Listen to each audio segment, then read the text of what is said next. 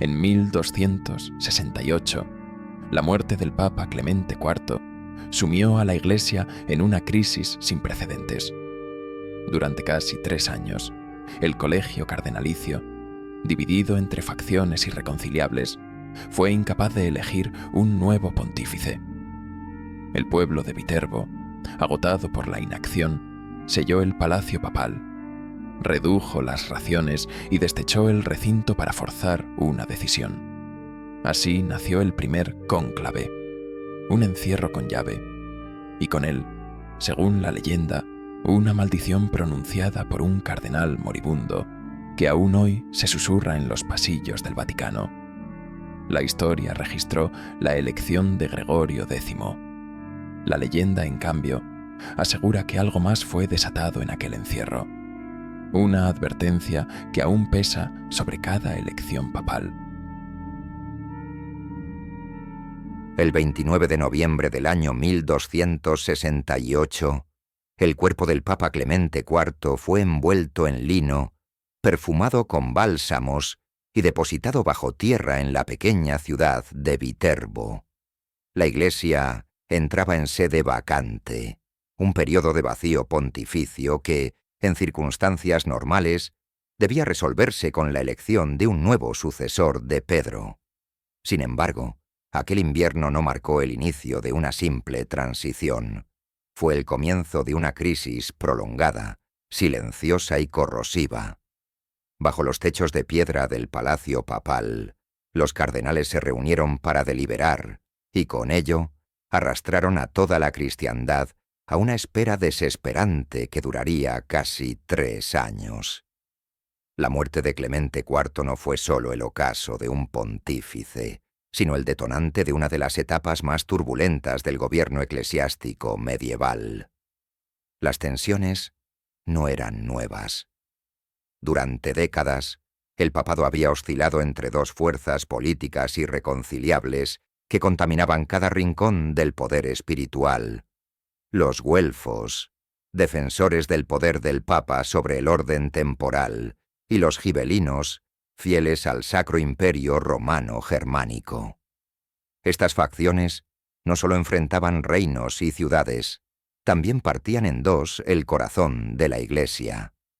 El colegio de cardenales, dividido por lealtades regionales, intereses familiares y alianzas dinásticas, se convirtió en un espejo del conflicto europeo. En Viterbo, 14 hombres, portadores de capas púrpura y anillos de poder, se sentaron a negociar no un nombre guiado por la fe, sino un equilibrio entre bloques políticos. Cada nombre propuesto era vetado por la facción contraria. Cada intento de consenso desembocaba en nuevos enfrentamientos silenciosos, pasillos recorridos por reproches en voz baja y oraciones susurradas sin convicción. Con el paso de los meses, las sesiones del cónclave comenzaron a descomponerse. No en su forma, el ritual seguía, las reglas se respetaban, sino en su espíritu. Se alzaban propuestas, se pronunciaban votos, pero cada gesto parecía mecánico, desprovisto de intención divina. Algunos cardenales comenzaron a hablar en privado sobre la ausencia del Espíritu Santo, sobre un aire denso que impregnaba el salón de deliberación, como si algo invisible impidiera avanzar. No faltaron quienes vieron presagios en el comportamiento de los cuervos, en el ritmo apagado de las campanas, en el rostro envejecido de los más ancianos. La fe, piedra angular de la elección papal, comenzaba a ceder terreno ante la ambición y la política. Mientras tanto, Viterbo, la ciudad anfitriona del cónclave, contemplaba con impaciencia creciente la parálisis eclesiástica. Los comerciantes, los notables, el clero local, todos comenzaban a comprender que sin un papa no habría impulso, autoridad, ni orden. La Santa Sede era un centro de gravedad no solo espiritual, sino también económico. Y sin una figura pontificia, la región comenzaba a estancarse. A medida que los cardenales alargaban sus debates estériles, la población empezaba a murmurar con desdén. Primero fueron críticas contenidas, luego insultos en las esquinas. Finalmente, la decepción popular se transformó en furia contenida. Y así, antes de que el término cónclave adquiriera su actual solemnidad, ya se perfilaba una atmósfera de encierro no solo físico, sino simbólico. Los hombres encargados de elegir al nuevo vicario de Cristo estaban atrapados por sus propios demonios. Fuera, el pueblo acumulaba indignación. Dentro, la fe comenzaba a evaporarse entre muros que alguna vez fueron sagrados. Las velas ardían, las campanas callaban, y en el silencio creciente de aquel invierno comenzaban a gestarse los primeros ecos de una historia que no terminaría con la elección de un papa, sino con una maldición que, según dicen, aún hoy recorre en sombra los pasillos del Vaticano. La paciencia, como la lealtad, tiene límites, y en Viterbo, a mediados de 1269, estos se habían agotado. Lo que comenzó como una espera piadosa por la voluntad del Espíritu Santo se transformó en una agonía política que minaba la autoridad de la Iglesia ante los ojos de su propio pueblo. La sede vacante se prolongaba ya más allá de lo tolerable. No había papa, no había decisión, no había esperanza. La ciudad, inicialmente honrada de hospedar al colegio cardenalicio, se sentía ahora secuestrada por un grupo de hombres que, desde la perspectiva de la calle, no debatían con Dios, sino que traficaban ambición bajo la apariencia de oración. La tensión que se cocía en las salas del palacio papal comenzaba a reflejarse fuera de sus muros. Los mercados languidecían, las donaciones eclesiásticas menguaban, las peregrinaciones disminuían. La influencia de Viterbo en los asuntos de Roma y del mundo se marchitaba ante una iglesia inmóvil. Y entonces los ciudadanos actuaron. Fue un acto sin precedentes. En un gesto que rompía con la pasividad religiosa que hasta entonces los había definido, los habitantes de Viterbo decidieron clausurar físicamente el palacio papal. Las puertas fueron cerradas con llave, selladas desde fuera, bajo la supervisión de las autoridades locales. Los 14 cardenales quedaron encerrados, no por voluntad divina, sino por la determinación terrenal de un pueblo harto del estancamiento. Así nació el término cónclave, del latín cum clave, con llave, que desde entonces designaría para siempre el proceso de elección papal. No fue un acto ceremonial, fue una imposición civil. La espiritualidad del evento fue sustituida por la urgencia política. La elección del sucesor de Pedro se transformó en una medida de emergencia. Pero el encierro no fue el único castigo. Con cada semana que pasaba sin fumata, los ciudadanos intensificaron la presión. Primero se restringió la dieta de los cardenales, se redujo el pan, se racionó el vino, se negó la carne. Luego, la oscuridad. Las velas comenzaron a escasear, la humedad calaba los muros, las noches eran un soplo helado que llegaba desde las grietas del techo. Finalmente, en un acto tan simbólico como brutal, los habitantes de Viterbo retiraron una parte del tejado del edificio. Con ello, los príncipes de la iglesia quedaron expuestos a las lluvias, al viento nocturno, al murmullo creciente de un pueblo que les exigía actuar. El palacio se transformó en una prisión litúrgica. Los hombres que debían discernir entre santos nombres debatían ahora bajo las estrellas y el aguacero, como si el mismo cielo los hubiera llamado a la penitencia. En esas condiciones, la autoridad cardenalicia fue despojada de su inviolabilidad. Las túnicas púrpuras, símbolo de majestad espiritual, estaban ahora empapadas, cubiertas de polvo y agitadas por ráfagas que se colaban desde los ventanales sin vidrios. No eran ya hombres separados del mundo para invocar al espíritu. Eran figuras atrapadas entre muros húmedos, sometidos al juicio de los mortales y a la hostilidad de los elementos. El pueblo lanzaba restos de estiércol frente a la entrada del recinto como mensaje claro. La santidad sin acción no merecía respeto. Algunos historiadores dirán que esto fue una anécdota marginal, pero otros, en los márgenes de los archivos, escribieron que fue el momento en que la voluntad popular intervino en lo divino. La política había tocado el altar. Dentro del palacio, el clima espiritual se deterioraba a cada día. La oración ya no era guía, sino refugio. La liturgia se volvió mecánica. Se escuchaban discusiones sordas en latín, pasos arrastrados en la madrugada, estornudos entre los bancos fríos. Algunos cardenales se enfermaban, otros fingían firmeza. El espacio ya no era sagrado, sino penitencial. Se hablaba entre dientes, de castigo. Algunos evocaban al Antiguo Testamento. Como Israel en el desierto, la Iglesia estaba siendo purificada a través del hambre, del encierro, del juicio. Los más supersticiosos comenzaron a ver en el techo retirado un ojo divino, vigilante, implacable. Cada día sin elección era una ofensa, cada noche sin consenso, una señal. Fue entonces cuando surgió un nuevo nombre para el salón de deliberación, la Cámara de Penitencia. Nadie lo proclamó en voz alta, pero todos lo sabían. El lugar que debía ser un santuario de sabiduría había devenido en mazmorra moral. El encierro era ya más que físico, era espiritual, y cada cardenal, con su capa empapada y sus dedos temblorosos, empezaban a intuir que no saldría ileso.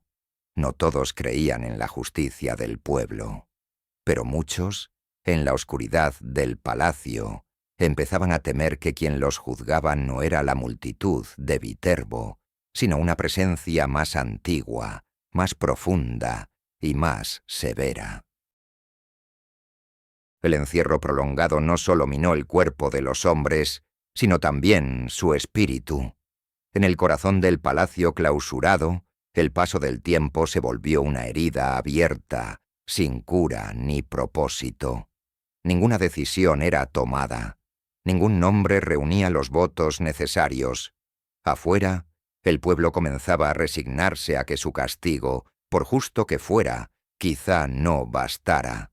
Adentro, los cardenales se movían como espectros fatigados, y entre ellos había uno cuya presencia se volvió símbolo de toda la podredumbre latente en ese proceso. El cardenal Rainiero, el más anciano del colegio, y el primero en quebrarse ante el peso invisible que se cernía sobre la asamblea. Rainiero no era un hombre débil. Había servido a la Iglesia por más de 5 décadas. Había sobrevivido a pestes, disputas doctrinales y concilios tumultuosos. Su fe era firme, su voz era respetada, y sus palabras, normalmente escasas, solían ser escuchadas como si surgieran del eco de una conciencia mayor. Pero a medida que los meses de encierro se tornaron en años, su cuerpo comenzó a fallarle. La tos se volvió constante. Su piel, que alguna vez tuvo el color de los manuscritos antiguos, se volvió ceniza. Sus ojos perdieron la lucidez, y su respiración a veces parecía detenerse por segundos que helaban el alma de quienes lo acompañaban. No comía, apenas bebía. Dormía en fragmentos breves y erráticos, pero más inquietante aún que su deterioro físico fue el cambio en su habla. Ya no pronunciaba salmos, sino frases inconexas, visiones fragmentadas, advertencias incomprensibles que parecían no pertenecerle. Comenzaron las noches de delirio. En medio del silencio absoluto, Rainiero gritaba nombres de obispos muertos, describía incendios celestiales que caían sobre los techos del palacio, se sacudía como poseído por una fiebre espiritual. Decía ver llamas en los muros, oír pasos que no eran de este mundo. «No estamos en Viterbo», murmuraba. «Estamos en el vientre del castigo». Algunos cardenales comenzaron a evitar su lecho. Otros, temiendo el contagio, pidieron que lo aislaran en una habitación contigua. Pero incluso en su aislamiento, su voz se filtraba como un canto enfermo a través de las paredes húmedas. Sus palabras comenzaban a dejar de ser desvaríos y adquirían una forma, un tono, un contenido que nadie quería escuchar, pero que todos entendían. Y fue entonces cuando, en su última madrugada, sucedió lo que convertiría su nombre en leyenda. En un momento de aparente lucidez, Rainiero pidió sentarse. Con ayuda de un fraile temeroso, se incorporó lentamente. Estaba demacrado, su rostro era una calavera envuelta en lino, sus labios resecos parecían no tener fuerza. Pero sus ojos, por primera vez en meses, miraron con claridad. Y entonces habló. No rezó, no rogó. Pronunció una sentencia, una maldición. Que este encierro pese sobre los próximos que olviden a Dios por el poder. Que el aire se vuelva veneno, que la luz se apague en sus ojos, y que sus almas no hallen reposo hasta que elijan por fe, no por ambición. Sus palabras no fueron un grito, fueron un murmullo firme, exacto, como una campana que suena no por volumen, sino por resonancia. Algunos cardenales cayeron de rodillas, otros giraron el rostro. Nadie respondió. Rainiero cerró los ojos, se recostó y expiró. Su rostro, dijeron luego, tenía una expresión serena, casi beatífica. Pero ninguno de los presentes sintió consuelo. En lugar de paz, lo que flotaba en la sala era una densidad espiritual nueva, como si algo invisible hubiera descendido con sus últimas palabras. No era solo muerte, era juicio.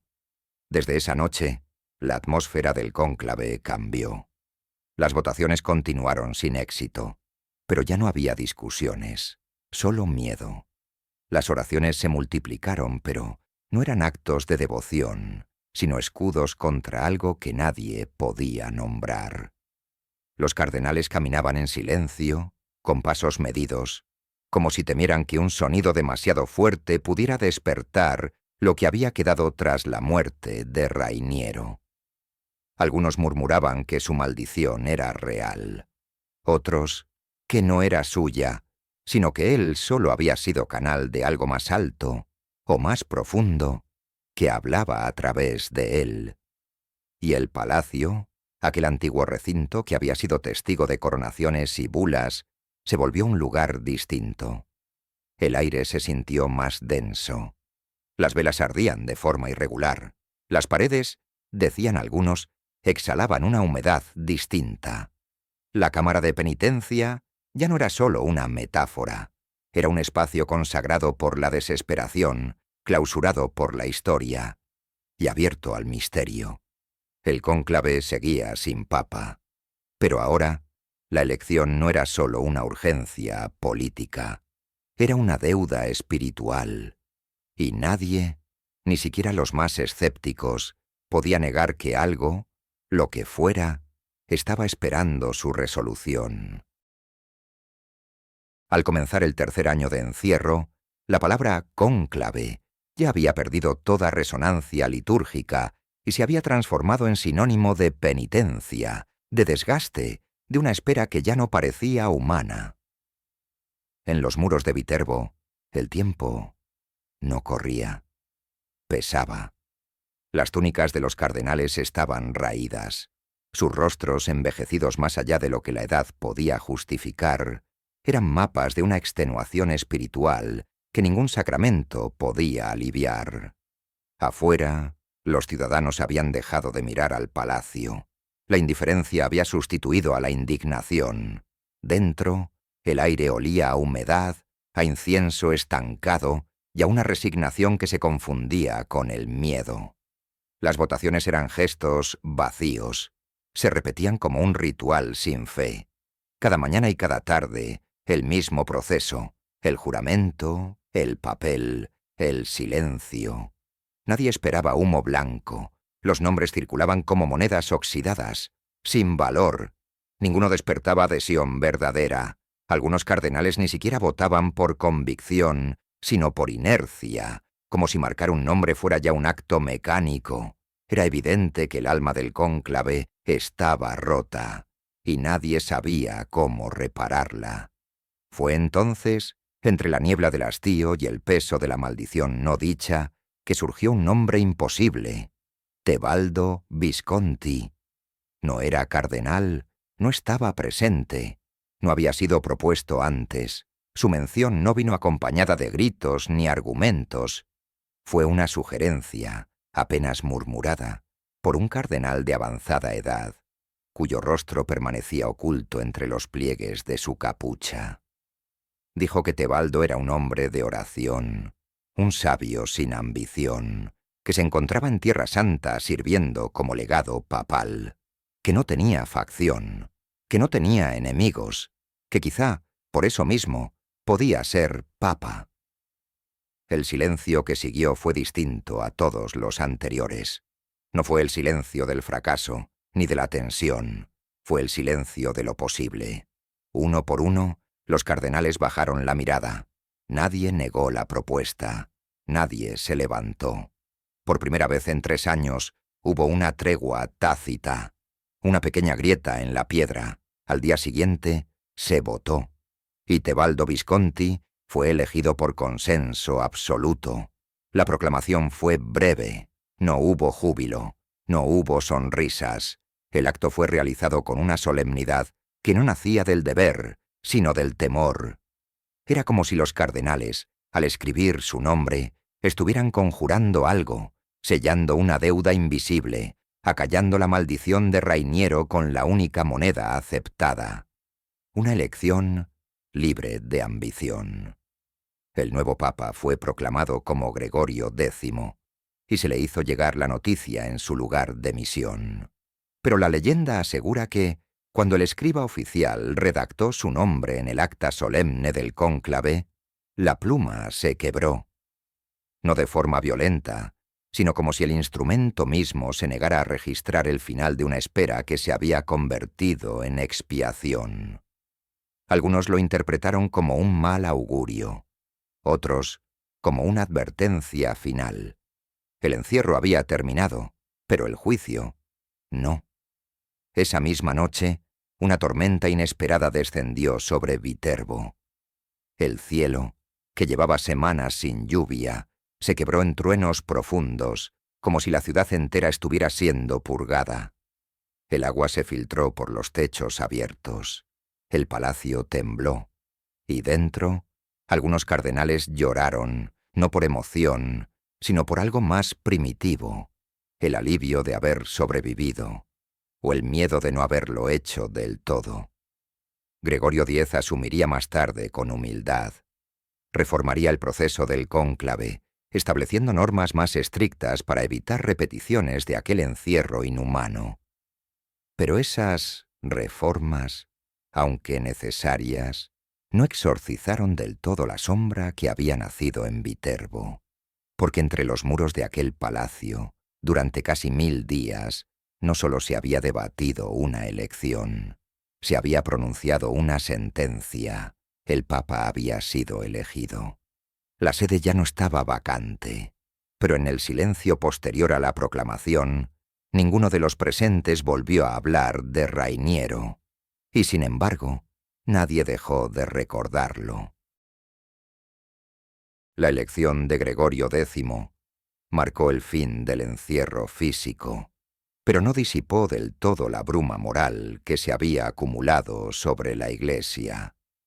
Aunque el nuevo pontífice introdujo reformas necesarias, como la reglamentación del cónclave, el establecimiento de plazos más estrictos para la elección y la limitación de intervenciones externas, su papado no pudo borrar la huella invisible que Viterbo había dejado en la historia de la Iglesia. Porque algunas sombras no se proyectan hacia afuera, sino hacia adentro, y aquella sombra, la del cardenal moribundo, la del encierro degradante, la del voto mancillado por el poder, comenzó a resurgir, una y otra vez, como si la maldición no hubiera sido enterrada con Rainiero, sino dispersada entre los muros del Vaticano. Las señales comenzaron a repetirse, sutiles primero, luego innegables. En 1378, durante la elección que siguió a la muerte de Gregorio XI, los cardenales, presionados por una multitud romana sedienta de un papa italiano, eligieron precipitadamente a Urbano VI. Lo que siguió fue el cisma de Occidente, décadas en las que hubo 2, incluso 3 papas simultáneamente, cada uno excomulgando al otro, mientras la Iglesia se desgarraba por dentro. No fue solo una crisis de autoridad, fue una fractura espiritual. Y algunos estudiosos, incluso siglos después, señalarían que fue la primera gran reactivación de la maldición de Viterbo. Cuando se elige por temor, no por fe, la unidad se rompe. Más adelante, en 1559, durante el cónclave posterior a la muerte de Pablo IV, la atmósfera fue opresiva. Facciones enfrentadas se espiaban, se chantajeaban, y el cardenal Giovanni Morone, uno de los favoritos para ser electo, murió de forma repentina, en circunstancias nunca del todo aclaradas. Algunos apuntaron a causas naturales, otros en voz baja hablaron de veneno.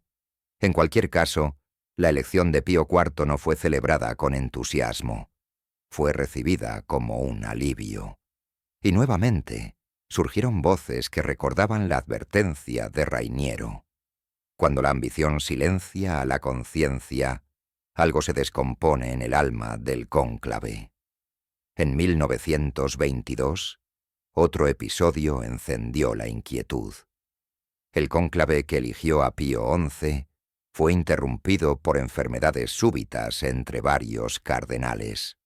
Algunos enfermaron gravemente, otros simplemente abandonaron toda capacidad de juicio, como si un velo opaco hubiera caído sobre sus voluntades.